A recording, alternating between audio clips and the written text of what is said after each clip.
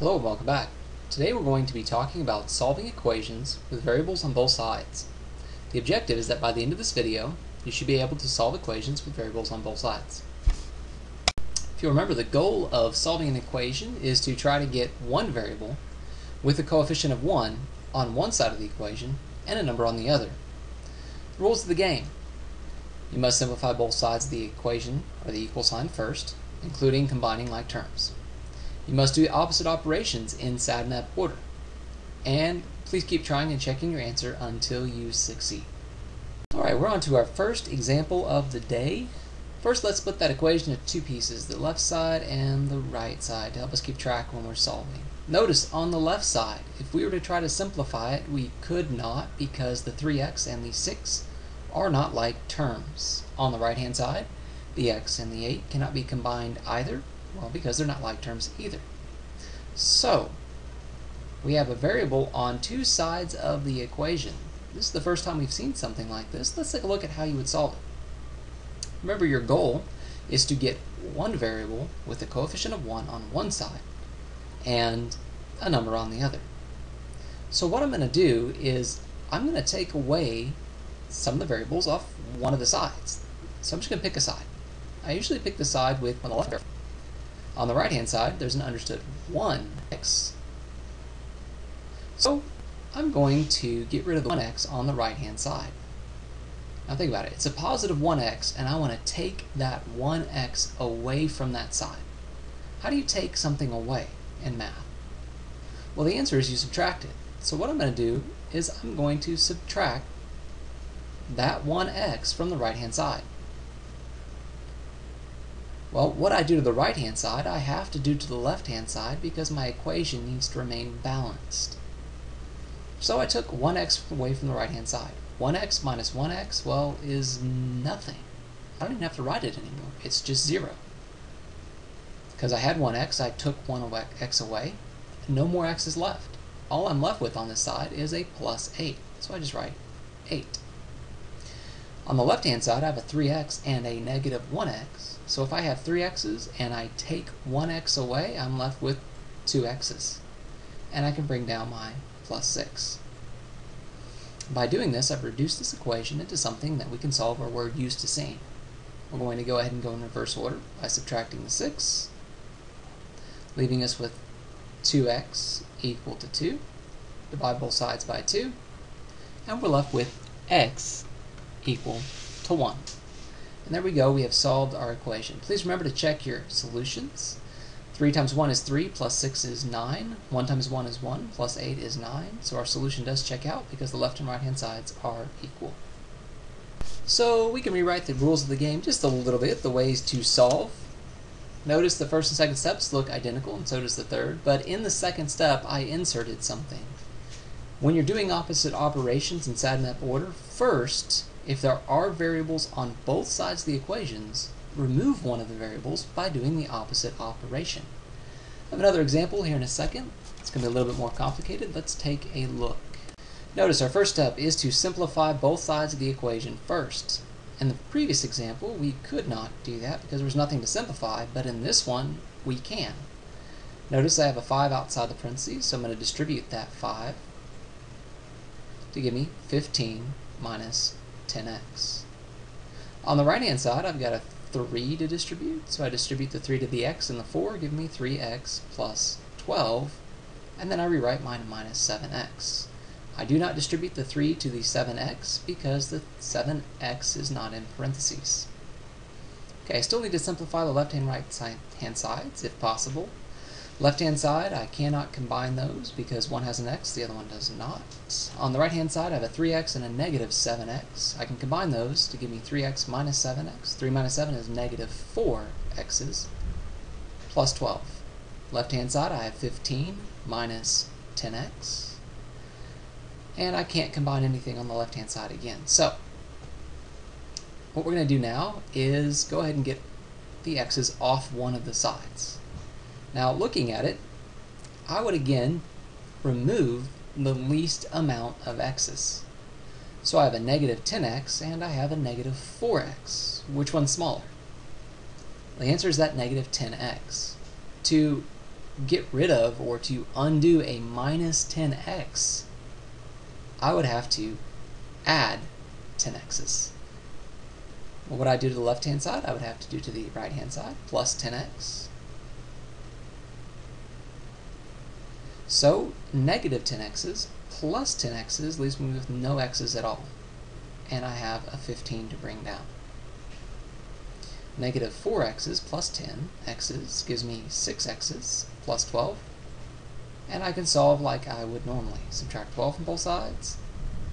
15 minus 12 is 3, equal to 6x. Divide both sides by 6. And my final answer is x is equal to 3 over 6, which reduces to 1/2. Here's a couple for you to try. Go ahead and pause the video, work it out, and press play when you're ready to see the answer. Notice when you start seeing the answers, I'm going to have the problem separated in 2 different screens to make sure there's plenty of room. On that first example, hopefully you added 4x's to both sides, giving you 6x plus 7 equals 5. Then hopefully you subtracted 7 from both sides, leaving you with 6x equal to negative 2. And hopefully you divided both sides by 6, leaving you with, finally, x is equal to negative 1/3.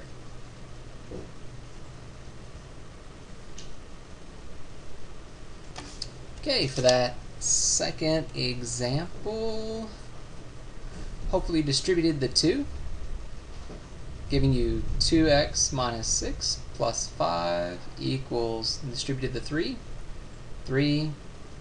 minus 3x plus 2x. 2x, you can combine the negative 6 and the 5, giving you 2x minus 1 equal to, we can combine the negative 3x and the 2x, giving us 3 minus 1x, or just minus x.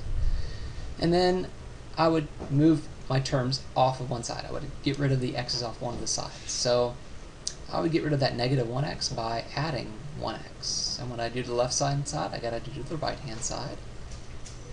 So 2x plus 1x gives me 3x minus 1 equals 3.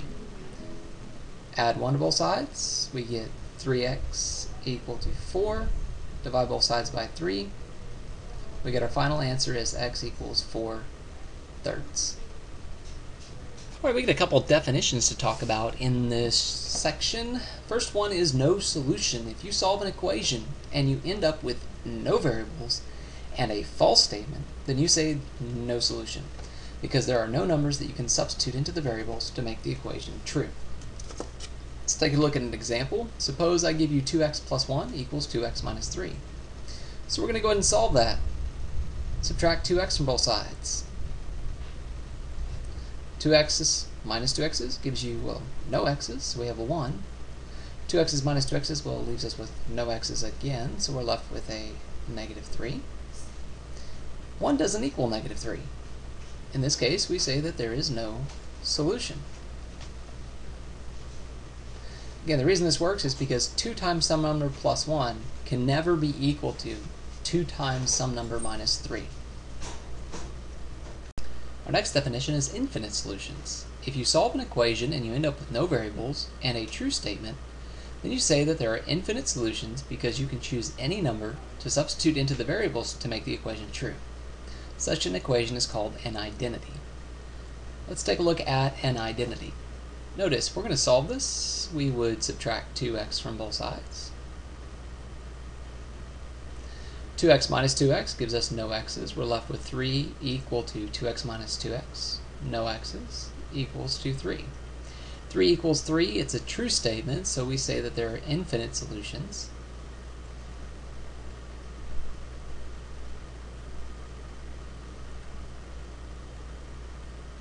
Depending on where you look, you might also hear it called that the solution set is all real numbers, or you might hear it called an identity. For the purpose of this video, we'll just say infinite solutions. Here's a couple of examples for you to try on your own. As a forewarning, these examples will either have no solutions or infinite solutions. For that first example, hopefully you chose to try to simplify both sides first by distributing. So we get 10 plus 2a times 2 is 4a. 2 times negative 5 is negative 10. 3 times 2 is 6. 3 times negative 2 is negative 6a. Sorry, 3 times negative 2a, that is. Plus 10a. We then combine our like terms on both sides. 10 minus 10 is 0, so we don't have to write 0 because 4a plus 0 is 4a.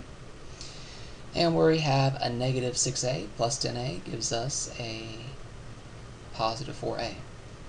We're now going to get rid of the a's on one side so that we have a's only on one side. And to do that, I'm going to subtract 4a's from both sides.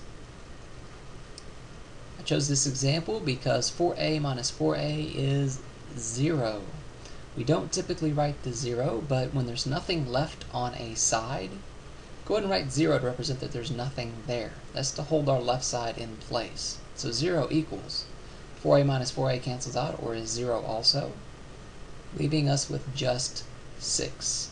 And 0 does not equal 6, so we say that there are no solutions to this equation.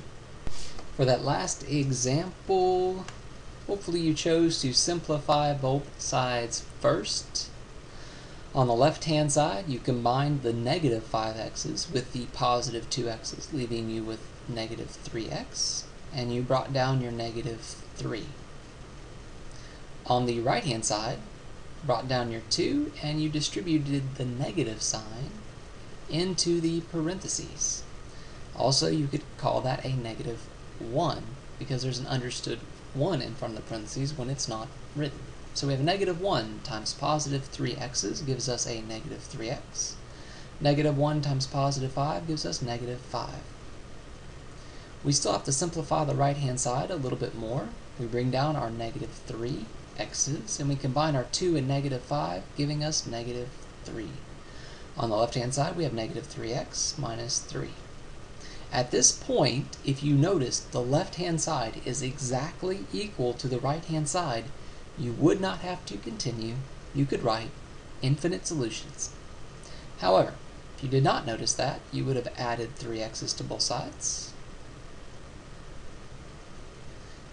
3x's and negative 3x's cancel, leaving you with negative 3 equal to negative 3, which is a true statement. So there are infinite solutions.